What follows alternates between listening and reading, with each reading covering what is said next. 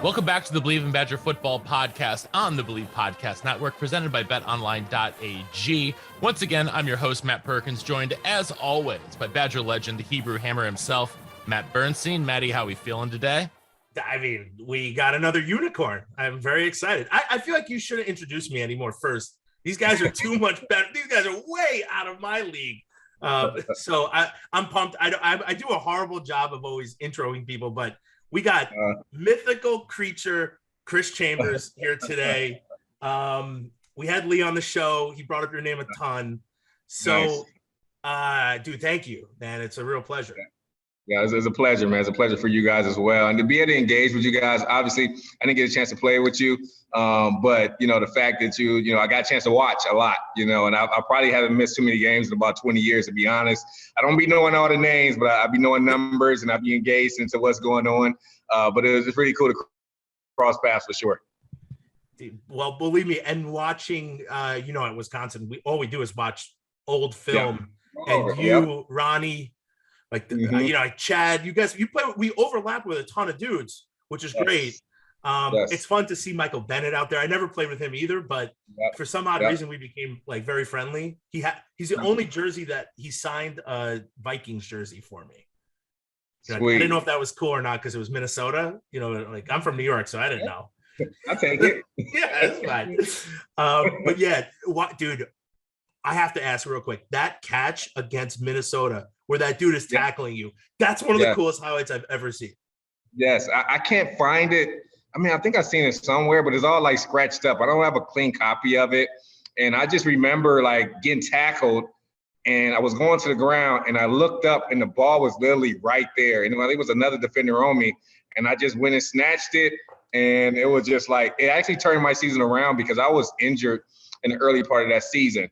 And, Brian White, who was our coordinator, kept telling me to hang in there. And after that catch, man, I got so streaky after that game, it'll make no sense, man. But it was an outstanding game. It was fun, man. It was a hell of a catch. I almost did a backflip when I caught it. And it was cool. Did. I think you did. And then your signature move is the arms out thing. I loved it. Dude, when watching those, I mean, I watch everyone's films because I just really enjoy it. But I can get you that. It's on YouTube. I saw it. It's really cool. It would have been a good week to roll that thing back out of there, Dude, I'll send it to you after. Yeah. But so I know we got 1,000 questions for you, and we only have about 35 minutes. But so you're from Ohio. Yes. What was little Chris like? Yeah, it was it was fun. I grew up a diehard Browns fan. So that was in my family, in my blood, diehard Ohio State fan. It is what it is when you're from Ohio. Didn't really have many channels. So, those are the teams that I was watching. And so I grew up playing street football. So I was a street football player for quite some time. I didn't play Pop Warner football. I tried, I think, one time, but it was too far for me to walk and all that. My mom was working. So, I ended up just playing street football until I got to high school. And then once I got to high school, I really was a basketball player. I love basketball so much. That's I don't want to play football. I'm just going to play basketball. And my uncle one day brought me out. I went to Cleveland Glenville. Now, Cleveland Glenville is Ted Ginn Sr. Ted Ginn Sr. was one of the coaches there. So Ted Ginn Sr. was my first ever high school coach, which is very cool because I grew up with Ted Jr. too. He was just kind of coming along. And so, I went to Cleveland Glenville, and one day my uncle said, "Hey, man, why don't you go watch the football team practice? Just go watch them practice." Now I'm older. I know they had plans. They were already kind of strategically planning for me to play football. And I went to watch the practice. And after the practice, end up start putting on equipment and all type of butt pads and all type of stuff. Next thing you know, I'm on a team. And elementary school? What was this? Elementary school? High school. So I played street football all the way up until high school. Wow. So I didn't play organized football until then. And then I kind of got tricked into playing it, and I didn't look back, man. I absolutely loved it. And then, but it was cool, man, because I got a chance to play, football, basketball, and track. and then played for Cleveland Glenville for a couple years. But, just Northeast Ohio, Cleveland, Ohio, very, very tough place, tough area to grow up. Not a lot of college scouts were coming in that area because it was so bad, infested with drugs and gangs and, all type of stuff. That stuff was all around me while I was growing up. But I did have a really strong support system with my family and my uncles who played. People knew me in the area. Everybody knew the Chambers name because I have nine aunts and uncles. And so you can imagine, we ran the block when it was over to my grandma's house. So so I went there for a couple years, but my family thought it was very important for me to get out of the area. So I moved out to Bedford where Lee grew up at. And I started to play for the Bedford Bearcats, and then my uncle came over to coach, and then they all just kind of worked out for us. And I got a chance to, be a football player, a basketball player, and a track athlete at Bedford and excel in all three of those areas. So it was a great upbringing. I just remember really playing with a lot of adults when I was younger. I didn't really play with kids my age. Like I'll play pickup basketball games and pickup football games with pure adults, and I'm like 13, 14 years old. And I'm going against them. So then when I was going against like everyone else, it was just like so easy for me. It was like kind of nothing for me. So I think I attribute like some of that to my playing and, my toughness and stuff like that. And, being really to go out there and do what I need to do. So I got to ask, Lee brought this up when we talked to him. You guys ran a wing tee with you and Lee Evans. That just seems like such a waste of time. Like, what are you doing? You got two of the best receivers in the history of Big Ten. And you're running the ball 45 times a game. Yeah, that's just what it is. That was Coach Dackerby. That was his offense. That's just what it was. We ran. My little ass high school in New Hampshire ran a wing tee. Same with mine. Come on. There was not a lot of catching going on. I would literally, my quarterback wasn't great.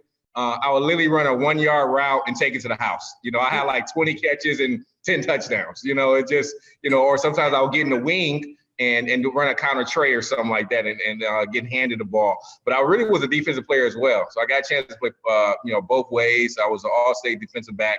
A lot of people don't know this, but that's kind of where I excelled at. And then once I went to Wisconsin, Coach Henry Mason, he was like, what position do you want to play? And I was like, I want to score touchdowns.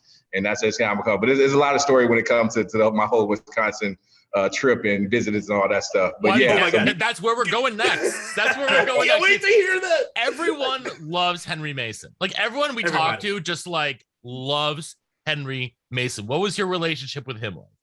Wow, it was great, man. I just remember him coming to the school. I remember him recruiting me. I wanted to play basketball though, fellas. So that was like my big deal. Like if you wanted me to come to your school, I had to play football and basketball. And the year before, I was like, I'm gonna try to sign before the season because I just want to enjoy my senior year. So I went to Michigan. I went to Michigan State. I want to say Coach Saban was at Michigan State. I went to Ohio State. Cooper was the coach at Ohio State. So I was visiting. Yeah. I was visiting these schools, and the only real school that was talking about basketball was Wisconsin. Michigan, All-Americans, forget about it. Michigan State, Saban, he ain't letting nobody play no two sports. And, and so that kind of brought me in. But, Mason was just an outstanding recruiter. He recruited Ohio. He circled back and got Lee. And, him and Coach Alvarez, they visit me at my home. And it was an amazing visit. They pull up in this Lincoln limousine. It was like I'd never seen a limousine before or something like that. And I was looking out the window and I'm like, oh man, there go coaches. And my mom bringing out the China set and the tea and the crumpets and, all that good stuff. And it was just amazing the way from start to the end, how they did everything. Very classy, very, first class. And I think that's the way, Alvarez wanted his program to be. And that's the way he treated us throughout the whole time once I first met him. But Coach Mason was an outstanding recruiter, man. And that's why, today he should just be sitting back somewhere in the office, not doing anything, to be honest with you. With his feet up, just chilling. He should be. Yeah. Mm-hmm. Yeah. So we've had numerous wide receivers. I feel like this is a wide receiver podcast, although we had John Clay last time, but okay. Coach Mason came up. I talk about it all the time. Like he was just such a good dude to be a coach in general. Like you had Palermo and you had Huber were over there, and they were screamers and they'd MF you for anything. I'm sure Huber MF you for no reason because absolutely, big Snoop, absolutely. Mm-hmm. Coach Mason kind of could do that, but he never really did that to me. He was always like, he like led with humor, and I don't know, I took to it. So Yeah, I thought that was really cool. That's actually my coaching style too. I'm not a big like cussing and all that stuff. I try to stay even keel. I don't get too high. I don't get too low. And I try to have a humorous state to it, so it's not always too serious. But when I go to that next level and I really go, now I get the attention really fast. Like, oh man, Coach Taylor, he really, and he was the same way. He had the same demeanor. Yes. So were those the four top schools, or were there other schools? There were other schools. There were, all over the country. But I wanted to play in the Big Ten. So I just really focused on the Big Ten, and those were like the main schools that I really, Ohio State, Michigan State, Wisconsin. You really couldn't beat that. At that point, Wisconsin was not on the all those schools were probably a little bit ahead of Wisconsin, even probably Penn State, during that time. But I do remember going on my visit, and Coach Mason, when I went to Camp Rando, he said something to me that I understand why he said it. And he was like, man, you come here, we got Mike Samuel, and he has $1 million arm. That's what he told me. I'm like, $1 million arm? Back then, that's like, right now, it's probably like $1 billion to us right now. So 20 years ago, somebody said $1 million arm. I'm like, man, this is awesome. Besides that, but then seeing the campus, me and Coach Alvarez, and I was blown away by the visit. Like it topped all the visits I went to. Even though I was a junior and really couldn't experience like the real, like the real experience when you go to a school. I ended up doing that, as already signed player, as a committed player. I went back and I had my pro day with them. But for the most part, yeah. So that's kind of how things kind of transgressed. And then Coach Alvarez himself, he promised that I could play basketball. He promised that I could play 2 sports. And now thinking back to me, I'm thinking like, shoot, I would have told me I could play 2 sports too. I was the number 1 ranked player in the Midwest during that time in the region. And I was close to being an All-American. So I could understand what did they needed to do to get me to come to the University of Wisconsin, and it absolutely worked. Yeah, Barry's not a dumb guy. No. And I feel like when you get there, like Paul Hubbard was a track star and played football. Eventually, I've never heard anything else besides football kind of take over, because it's just, you can't do it when you get older. You can play basketball when you're older. Listen, I can't play well, but I love the sport and I can still run up and down the court. I guess I could go throw the shot put if I really wanted to, but I don't really want to. But you can't play football. At some point, pads come off and you are too old. You're too beat up. There's no league anymore. We do have some washed up like semi-pro that I've been asked. I'm like, guys, this is like 10 years ago. I'm like, listen, I don't want to play with you. Like, you guys are trying to kill each other. I don't need to be part of this. We have no reason. We got no reason. You got to put down the cleats at some point, man. It just is what it is. It is what it is. Wait, so basketball was pretty high up on your list. So then so you're a junior, you accept or you verbally commit. Do you call Coach Mason up and you're like, hey, I'm coming? I don't know exactly how I did it, to be honest with you. My uncle was very involved during that time. And honestly, the reason that they even started looking at me is because he made like 2, the old DVDs, the video recorder. So back in the day, you had to have like 2 separate VCRs to be able to record stuff on. So he made me a highlight tape that you could barely see, had all my plays on it, and he sent it to every single team. And then next thing I know, I was just like one of the highest rated guys, coming out of it. But then I ran track too. And I was a speedster and I was a state champion. And so when you put like some of those things together, going into my senior year, I had a lot of momentum on some of the things to do. But I don't know. I think it came down to, I had the 5 schools and then I had all these different, it's like, dude, Chris, you're going to have to sit down and put this together, all the pros and cons. All right. So it was like campus life, and it was like academics, and it was like football team. It was like, play basketball. So, when I looked at it between Michigan, Ohio State, Michigan State, Wisconsin ticked pretty much all those boxes. And then I just made my decision right there before my senior year. It was all she wrote. And then I had a chance to just have fun my senior year. I had a great senior year, had a lot of fun.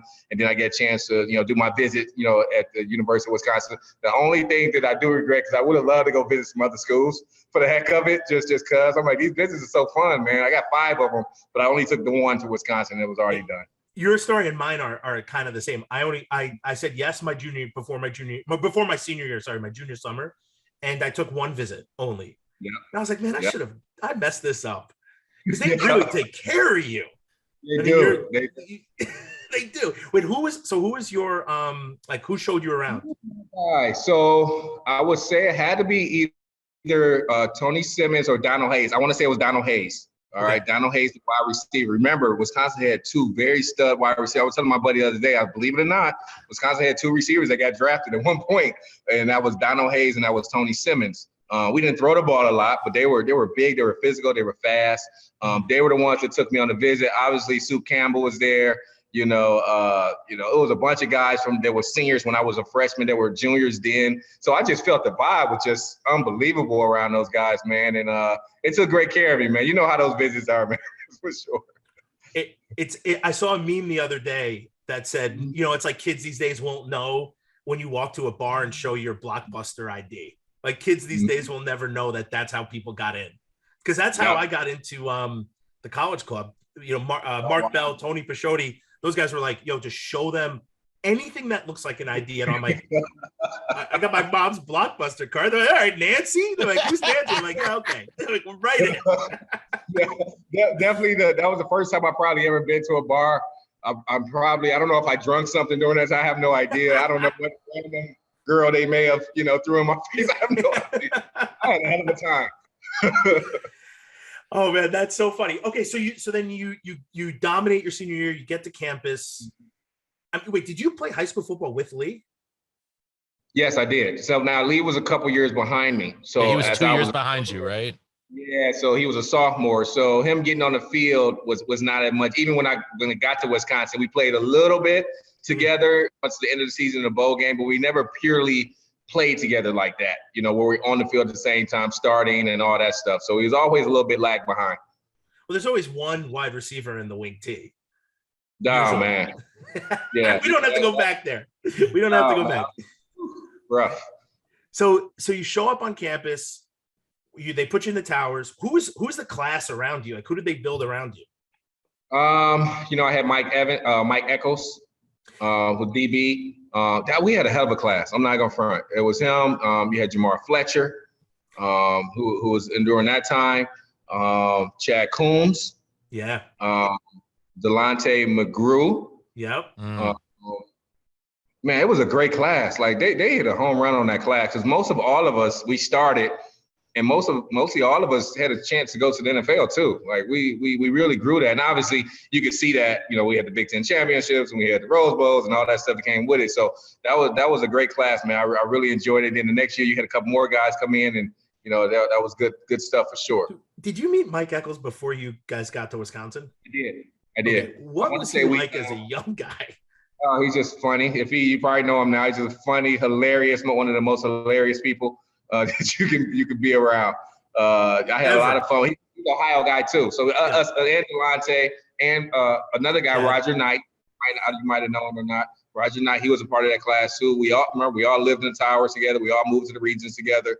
And then most of us, me, Chad, Mike, Echols, we all were from Ohio already. So we already had our clique. And I think we met at our visit. So that's kind of where we met. And then from there, we just kind of continued our relationship. Those are the guys I lived with too. I lived with them when I was there too. I overlap with Chad and Mike and Delonte.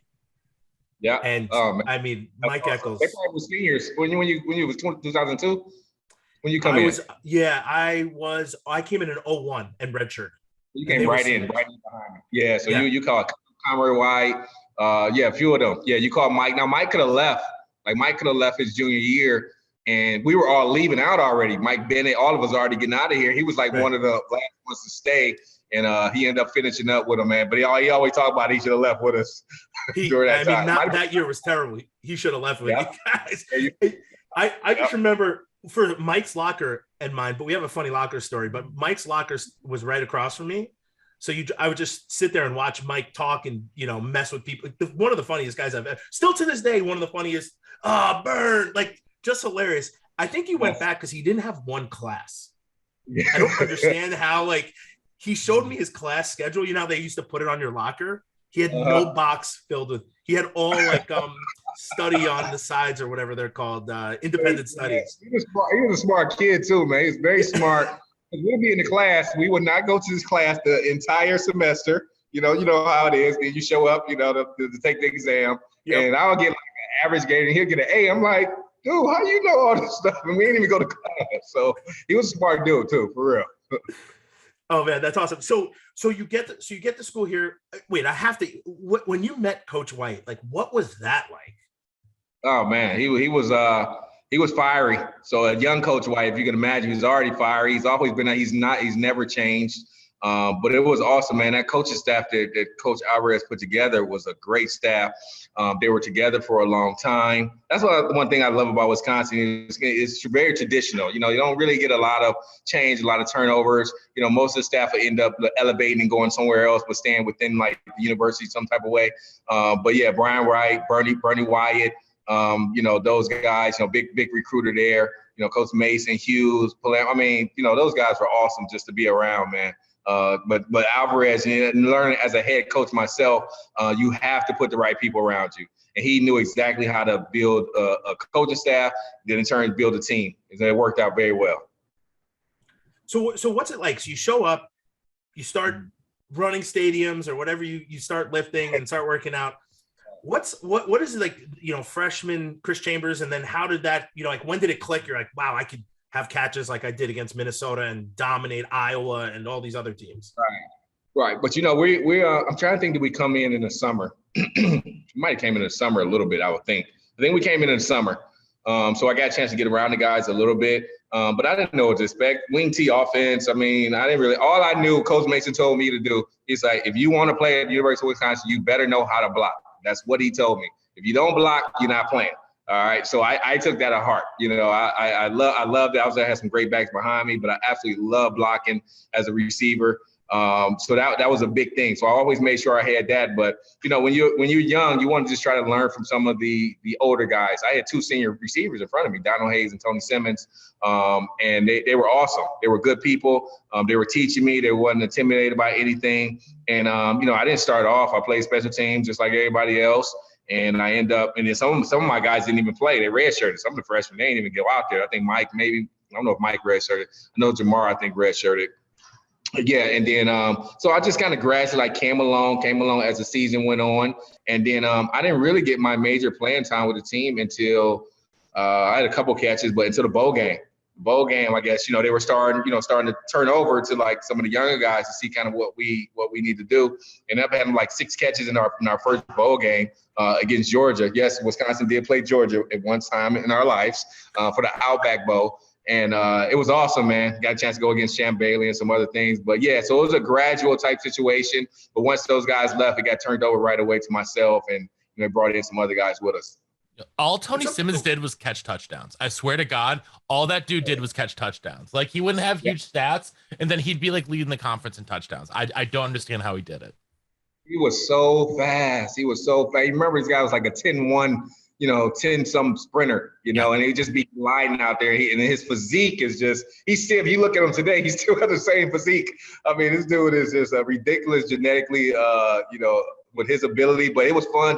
He had huge hands. Him and Donald Hayes, they had huge hands, man. So it was just a pleasure because, those guys they felt like they needed to, teach the younger guys and carry the tradition of the school. And so that's so important. And just like when you guys were there, it's so important for us to do that, to keep everything going. And us Badgers, if you look at us or talk to us, we all kind of a little bit the same way. You almost can identify us and know that, oh man, you went to Wisconsin. Okay, you just like this dude that went there. So that's what I love about the university for sure. So going into your sophomore year, did you kind of know you were going to be the guy, like the number one receiver? Did Coach Mason sort of pull you aside and be like, okay, it's your time now? No. I think it just kind of gradually happened. I think at that point, I would say Ron Dane may have been a senior during that time. Yeah, I think Ron Dane was a senior. So, we are big time operation. I think we had to be ranked in the top 10. because of the team that we had during that time. I know we finished pretty deep then. But no, I didn't know. I just kind of, played my role, blocked hard. But the fact that we had Ron Dane in the backfield, the play action was so huge for us that sometimes I would literally be by myself, with some of the play action stuff because everybody comes up to the line. But I didn't know. Mike Samuel was still the quarterback, and we still was a predominantly passing team. So I just did anything I needed to do just to help the team win. And I was able to make some really good plays and kind of have a little bit of a breakout season my sophomore season. Dude, how cool is it to play with like Ron Dane? Yep. Love it. I love it. I love it. He's, I just remember us being in the huddle sometimes and he literally be like, yo, I'm about to take this to the house. Like literally was in the house. He would say it and do it. And it was just but our line was like with Big Gibson and McIntosh and like, if you can imagine, dude, with these dudes, I think the whole line went to the NFL, just similar to what it is today almost. It was so fun, man. And we were more a team. It wasn't an individual thing. It was more of a team concept where we all worked together. And then as individual, stats and individual accomplishments came, they just came because the team was so good together. Was that Casey was the center and Bill Ferrario? Yes, Bill Ferrario, Casey. Who's the right tackle? I want to say Tosh, maybe. Tauscher, maybe. McIntosh. Oh, McIntosh. Oh, my God. I'm forgetting one guy. Remember Tauscher? Yeah. Mark Tauscher. Mark Tauscher. Oh, yeah. That whole thing about on the left. At 5.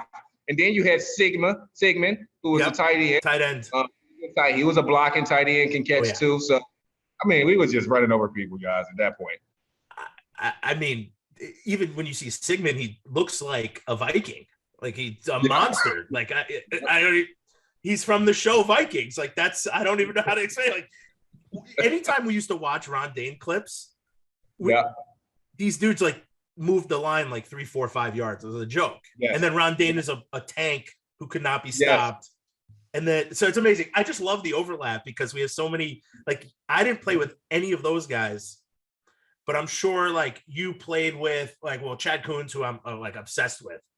Yeah, that dude never said like hardly anything to me. No, he's probably not saying nothing right now. He's just his brother. You met his brother. His brother was total opposite. Okay. Russ Coons is a special human being. I think at some point he should have been like put into a psycho ward. And Russ, I love you, but did you play with Eric Bickerstaff? Bickerstaff, yeah, I think he was there. Yep.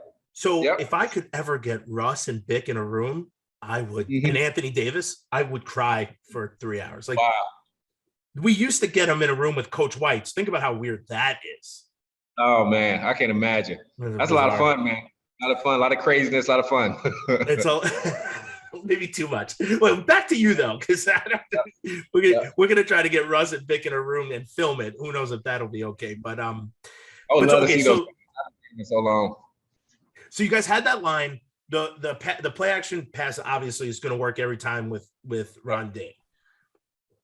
What's it like now that you're a junior? Your whole. I mean, you've had some injuries, which kind of sucks. Yeah. I'm sure because getting injured is worse. But all of a sudden, playing basketball. How was that? It was fun, man. I was shocked that they let me. So I was already so entrenched in the football. I really didn't care about basketball. I was like, but Coach Alvarez said, hey, go play basketball. I'm like, okay. So I didn't even go like after our bowl game, guys usually go home, I didn't go. I went straight. I came back to campus. No one's on campus. And I joined the basketball team. But you got to remember, I didn't put up like one shot. I didn't dribble. I didn't do nothing for about 6 months. All right, so I'm going in there. I'm a little stronger. I get a weight room program, wheel supplements and stuff like that. You know how JD was back then. So I was filling up pretty good. So the shot wasn't like exactly how it was. So it took me a while to acclimate because going from football, if you play football and basketball, that's two different conditions. So I had to go back into basketball condition, dribbling the ball, not dribbling all the time, shooting and everything. But I loved it though. Dick Bennett was the coach. The offense was extremely slow though. So it was so slow. When Bo got there, he got a little different, but it was like, pick for this dude, pick for that dude, pick for that dude. One guy shoots, we play defense, games be like 40 to 50, it was just such slow basketball. So it didn't really fit me that much. But I enjoyed the challenge of doing football practice, going to school, basketball practice, going to games, a little extra per diem, with the basketball. You also got extra coupons for the guys and all that stuff. But I enjoyed it. But once I knew the season was over, I was like, I'm done. I'm good. That was fun. I got my leather jacket, and that was it. Oh, so you played one season, that was it? I played one season. I got in the game a little bit. Remember, I'm a freshman, and then I'm getting to a bad. Now you got 6'11" guys, 7-foot guys. I was really good for practice though, as far as like practice playing and D'ing the guys up and giving them a look and stuff like that. But that time, the teams were good. Those teams were really good. The next year, I think they went to the Final Four, and I was at that same kind of nucleus of teams. But that was pretty much it. I lettered. I think I took one shot, maybe it was an air ball. And that was pretty much it. That was it. I can't find no clips. I can't find nothing on basketball. According to the box scores, you played in, I think it was 6 games, appeared in 7 games, took one 3-pointer and missed, had 3 rebounds and 1 steal. Oh God! So that's 3 rebounds and 1 steal more than 300 million people will even try to have it in college.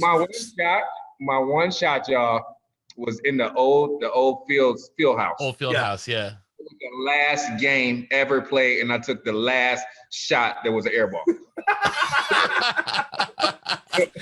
Oh, that's phenomenal. That's great absolutely history. Phenomenal. That's great.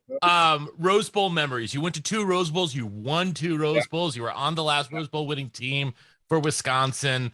What was your Rose Bowl experience? That was the last winning Rose Bowl team? The 1999, your junior year, when you guys won your second back. That's the last one that they won. They've been to 4 since, but they've lost all 4. Won one of them. I've been to one outside of playing. I absolutely love that. I think Russ was the quarterback then. Yep, the Oregon. That was 2011 season. That was my second year I lived in. I was there too. So. Oh man, the Rose Bowl was great. The first year, us just going from Wisconsin to California was just amazing by itself, and we had so much momentum. And I just remember, like, the food and the parades, and then just, getting all the gifts and stuff like that, because now we were getting like free gifts and, VCRs with a TV. That's when the TV and the VCR came out together. It was like packaged together. We got like one of those deals. We got some money and stuff, so it was really cool. I just have a terrible memory from the first one because I dropped a touchdown, and it was like one of my my biggest drops of my entire career. So it was like a bittersweet thing. It was like, hey, we won, but it's like, fuck, I dropped a touchdown. That could have made its game a little bit better. And I was wide open. It was perfect. And it just slid off my chest I just could not believe it. You know what I'm saying? And so that was my biggest memory of the first Rose Bowl game. Unfortunately, it wasn't a great one, but the win was excellent. And it's all the camaraderie, and then Ron Dane being the Heisman, and then being the Rose Bowl MVP, and then it was just awesome to be able to do that, because then we had a lot of seniors too. So the seniors got a chance to go out the way they need to go out, but we had enough guys to come back that next year and be. I think we might have been even more dominant. We had Mike Bennett, we had some other guys in there, but we were that team that year was. Both of those teams were good. I don't know who's saying the better one. But both of those teams were very good when it came to, the winning games. And I think we were like 9-0 the next year before we got beat by Michigan, and we end up, winning the Rose Bowl that same season. So I know we don't have you for too much longer. I've got 1,000 questions. You get drafted. Give me about I need about 5 minutes before 4, and I'll be good. Okay, good. Okay, good. Because Maddie and I can go for days. So you come back your senior season. Not quite as much success your senior season in terms of, I think you guys went to the Sun Bowl that year, but what is your draft? What was your draft experience? What was your draft preparation like? You probably knew you were going to go relatively early, but what were some of the things that you knew you needed to work on, or what were you trying to do in that time between the Sun Bowl and the draft? Yeah. So first off, I knew I was going to go to the NFL after my freshman year.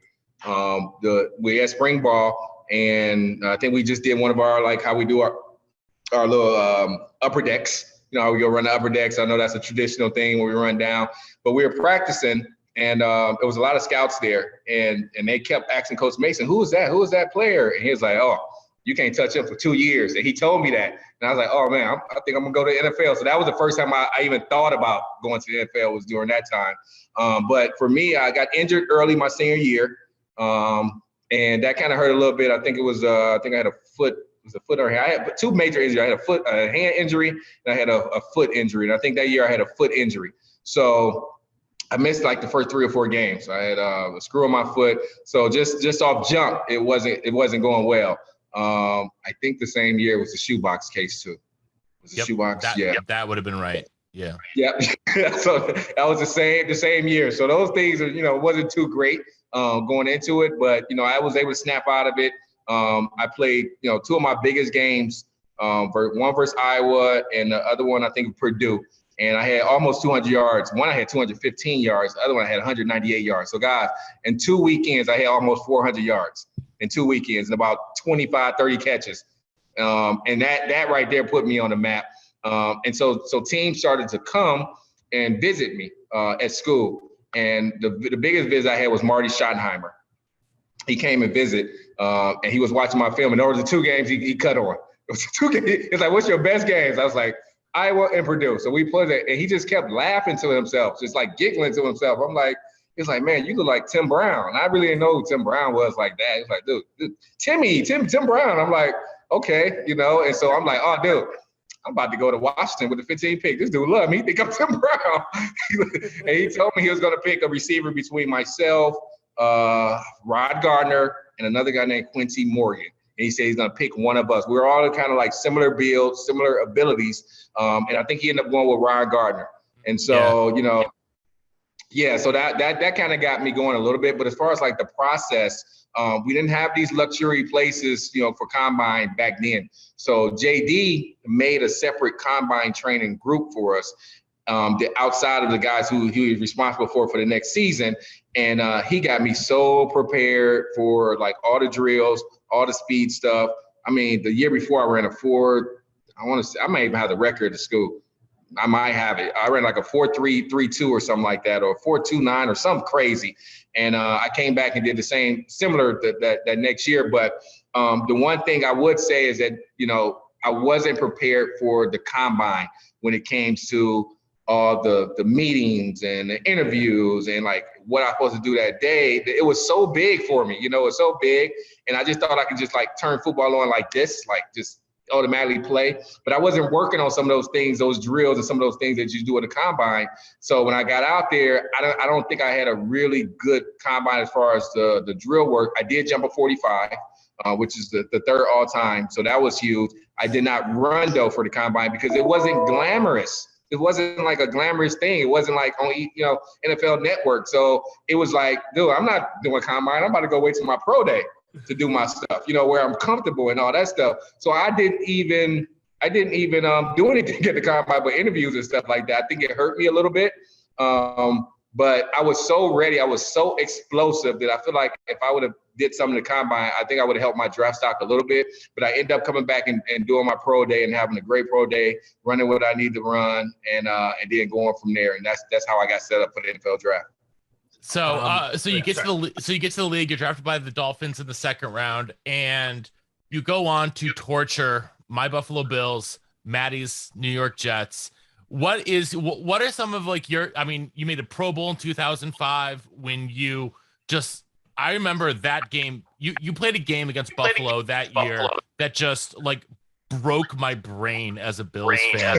So what are some of your lasting memories from the Dolphins or just being in the league in general?